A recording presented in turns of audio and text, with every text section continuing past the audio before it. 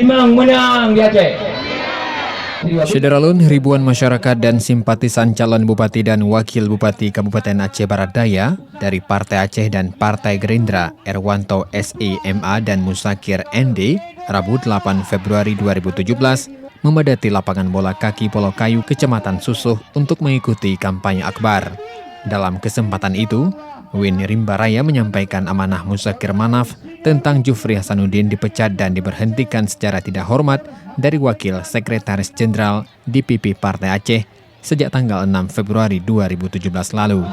Khusus untuk rakyat Abdiah, pendukung setia daripada Partai Aceh, Partai Senambung Perjuangan, Kabride di Arwen, Mbak Mandum rakyat di Abdiah, seluruh jajaran KPAPA, bahwa mulai tanggal 6 baru resmi Ruhut pecat Insinyur Jufri Hasanuddin.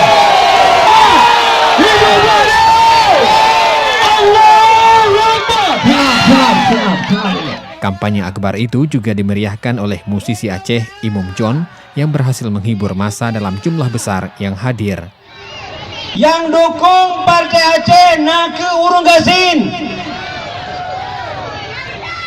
janda-janda kalau dalam Sabah Kampung di kecamatan na kampung yang suara PA tertinggi, nyata pastikan bahwa dalam kampungnya yang paling ramai adalah Urung Gasin. Dari Blang Pidi, Rahmat Saputra, Serambi On TV.